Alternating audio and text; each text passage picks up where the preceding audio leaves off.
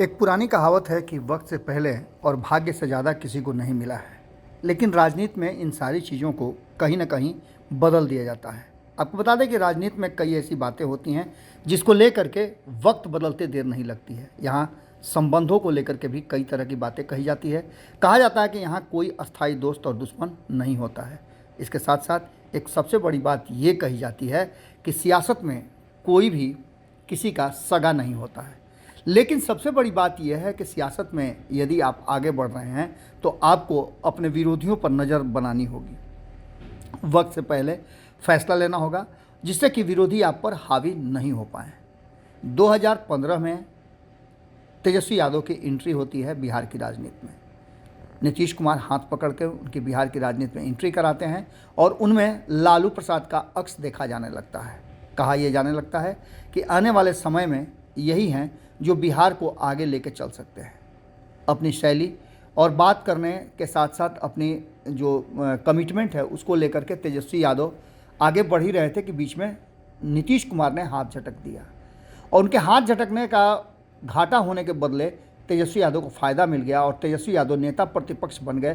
पहली ही उड़ान में उप मुख्यमंत्री, उसके बाद नेता प्रतिपक्ष, और इन सब चीज़ों ने तेजस्वी यादव को सिखाया कि राजनीति में उन्हें कैसे आगे बढ़ना है। 2020 में उन्होंने कई लोगों को जो उनके समकक्ष खड़े नज़र आ रहे थे उनसे किनारा कर लिया। मुकेश सहनी से किनारा किया। उपेंद्र कुशवाहा जो अपने समाज के बड़े नेताओं में शुमार थे, डर था कि कहीं वो उनके समकक्ष आ गए तो उनके लिए मुख्यमंत्री की कुर्सी मुश्किल हो जाएगी। तो वहीं आपको बता दें कि 2019 से ही कांग्रेस के भी युवराज कहे जाने वाले कन्हैया कुमार से उनका किनारा शुरू हो चुका था। 2019 में कन्हैया कुमार के विरुद्ध नीतीश कुमार नहीं चाहते थे, लेकिन इन सब के बावजूद आपको बता दें कि तेजस्वी यादव ने वहां अपने उम्मीदवार खड़े करके गेम ही बदल दिया। अब ये मामला आगे बढ़ा तो कहीं ना कहीं मुकेश सहनी भी उस कैटेगरी में, उसी लाइन में खड़े नजर आए, उनसे भी किनारा कर लिया। और रहा सवाल तो चिराग पासवान भी किनारे ही थे। लेकिन इन सब के बाद अब जो वर्तमान परिस्थिति है उसमें कई परसेप्शन अब राजनीति में दिखने लगे हैं। 2014 से जो राजनीति शुरू हुई है उसमें वरिष्ठ नेताओं को किनारे करने का एक चलन भारतीय जनता पार्टी ने शुरू किया। इस चलन के बाद अब ये नज़र आने लगा अन्य दलों में भी। सबसे पहले आपने देखा कि किस तरह से मुलायम सिंह को किनारा करके अखिलेश यादव ने खुद अपने हाथ में कमान ले लिया, तो वहीं तेजस्वी यादव के हाथ में लालू प्रसाद के पूरे एम्पायर का कहा जा रहा है कि हस्तांतरण करा दिया गया। लालू प्रसाद के साथ तो समस्याएं भी थी कि वो लगातार जेल जा रहे थे और उसके चलते उनके पार्टी पर असर पड़ रहा था। तो वहीं आपको बता दें कि चिराग पासवान भी रामविलास पासवान की असामयिक निधन के बाद अपनी पार्टी का कमान थाम चुके थे। तो वहीं उपेंद्र कुशवाहा भी बड़ी मजबूती से 2020 में अपने हिसाब से गठबंधन बना करके चुनाव लड़े, जिसमें भले ही उनकी सीटें नहीं आई हो, कम आई हों, लेकिन उन्होंने अपनी उपस्थिति बिहार की राजनीति में दर्ज कर दी थी। इसके बाद सभी घटनाएं आपको पता है, लेकिन अब एक नई बात सामने आने लगी है। जब से तेजस्वी यादव ने कन्हैया कुमार के साथ मंच साझा करने से अपने आप को रोका है, तब से एक चर्चा शुरू हो गई है कि कहीं ऐसा तो नहीं कि नीतीश कुमार के साथ समझौता करके तेजस्वी यादव ने अपने ही पैर में कुल्हाड़ी मार ली है और उनसे देर हो गई है। इस फैसले के बाद अब कई तरह की बातें कही जा रही है। भारतीय जनता पार्टी ने तो ये ठोक करके कह दिया है कि अब तेजस्वी यादव के लिए किसी भी परिस्थिति में बिहार की गद्दी पर बैठना असंभव है। कहा तो यहाँ तक जाता है कि जिन लोगों ने बिहार में उप मुख्यमंत्री का कुर्सी संभाला हो वो कभी मुख्यमंत्री की कुर्सी तक नहीं पहुँच पाए हैं। ये भी एक इतिहास रहा है। खैर, इन सब बातों से अलग वोट बैंक होने के साथ साथ तेजस्वी यादव थोड़ा सा से लगभग 10,000 से के आसपास वोट जो है वो उनको कम मिले, जिसके चलते सत्ता से पहुंचने से दूर रह गए। करीब 5-6 सीटों की कमी रहने के बाद तेजस्वी यादव अभी भी इंतजार कर रहे थे, लेकिन इसी बीच में एक घटना घटी और नीतीश कुमार ने फिर से उनके सामने प्रस्ताव रखा। इस प्रस्ताव को स्वीकार करने और इस प्रस्ताव में खुद तेजस्वी यादव मुख्यमंत्री नहीं बनने की बात को लेकर के कहीं ना कहीं एक बड़ा चूक कर चुके हैं। इस बात को लेकर के चर्चा चल ही रही थी कि इसी बीच में आपको बता दें कि जो लालू प्रसाद का सपना था वो सपना अभी भी वैसे ही पड़ा हुआ है। 2015 के बाद लगातार जिस तरह से अपना कद बढ़ा रहे थे तेजस्वी यादव, बिहार के मुख्यमंत्री के रूप में उन्हें देखा जा रहा था, लेकिन इन सब के बावजूद अब स्थितियां बदलती जा रही हैं और 5 ऐसे नए चेहरे आ गए हैं, युवा हैं, जो लगातार बिहार की राजनीति में ट्रेंड कर रहे हैं और तेजस्वी यादव थोड़ा सा छुपने लगे हैं। आपको पता है कि चंद्रमा कितना भी चमके लेकिन सूरज की रोशनी में वो दब ही जाता है। 5-5 लोग हैं जो तेजस्वी यादव को टक्कर देने की तैयारी में लगे हुए हैं। आपको बता दें कि इसमें वर्तमान अभी कन्हैया कुमार जो हैं वो पूरे ट्रेंड कर रहे हैं। कन्हैया कुमार की स्थिति ये है कि कन्हैया कुमार कांग्रेस में है और कांग्रेस उनके अक्ष में अपना भविष्य देख रही है और बिहार अगर कांग्रेस ने उनके हाथ में दे दिया, जैसा कि संभव लग रहा था कि उन्हें प्रदेश का अध्यक्ष बनाया जाएगा, चर्चाएं भी चल रही थी, लेकिन कहा यह जाता है कि राष्ट्रीय जनता दल और लालू प्रसाद के दबाव में ऐसा संभव नहीं हो पाया था। कांग्रेस बिहार में अपने पारंपरिक वोट बैंक की ओर लौट रही है, यानी सवर्णों को एक बार फिर से तरजीह देने की कांग्रेस में योजना बनाई जा रही है और इस योजना को बेहतर ढंग से निभाने के लिए अखिलेश सिंह, जो सवर्ण भूमिहार जाति से आते हैं और सर्वाधिक संख्या 67% सवर्णों की है, तो ऐसे में कन्हैया कुमार भी भूमिहार समाज से आते हैं और नई पीढ़ी के नए छत्रप हैं जो कि अब बिहार में अपना एक नया स्थान बनाएंगे, जिसकी शुरुआत हो चुकी है। तो वहीं अगर बात करें चिराग पासवान की, तो चिराग पासवान भी लगातार अपने आप को प्रूफ कर रहे हैं।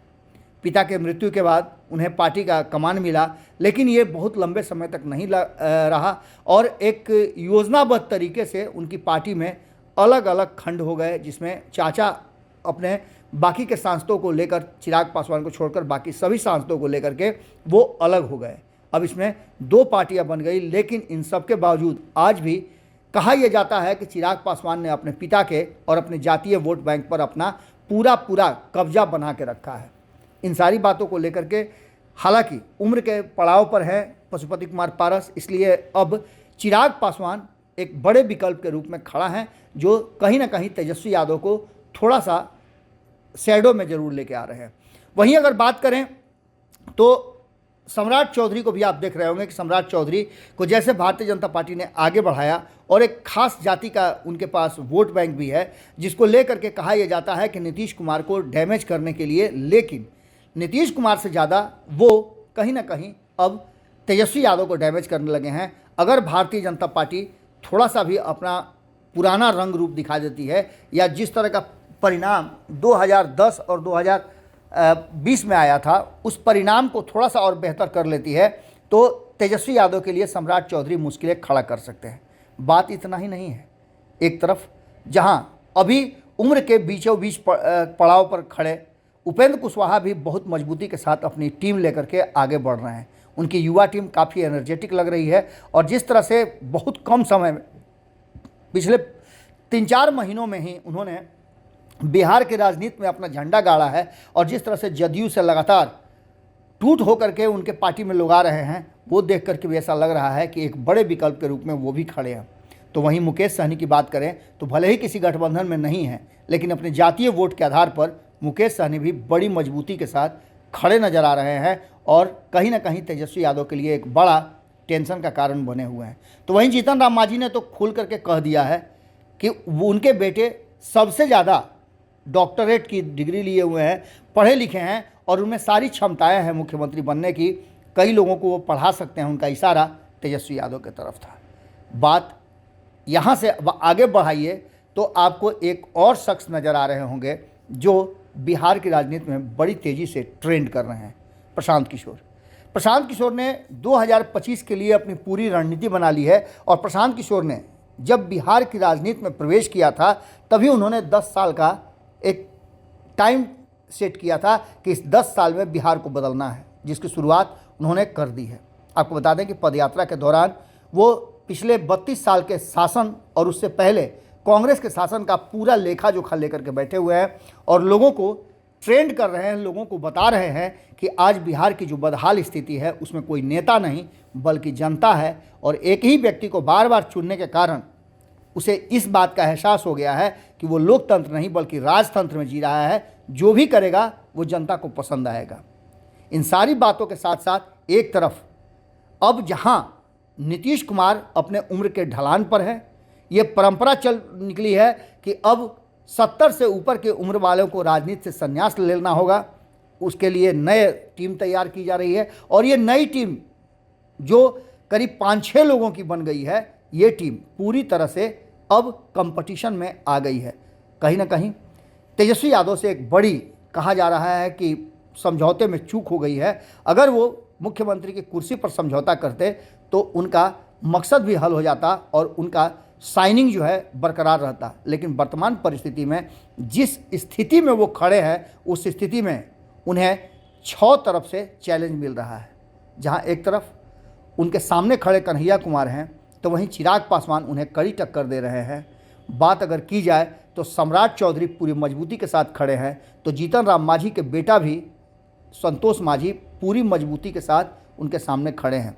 वहीं आपने देखा किस तरह से मुकेश सहनी पूरे दमखम के साथ बिहार की राजनीति में ट्रेंड कर रहे हैं, तो उधर उपेंद्र कुशवाहा में भी कोई कमी नहीं है और वो सारी अर्हता रखते हैं अनुभव के आधार पर, वोट बैंक के आधार पर और जिस तरह से वो राजनीति को लेकर के चलते हैं उसके आधार पर बिहार का मुख्यमंत्री बनने का सारा क्षमता है। तो तीसरी सबसे महत्वपूर्ण बात कि प्रशांत किशोर ने जो मुहिम छेड़ा है, उस मुहिम में वो सबको कड़ी टक्कर दे रहे हैं।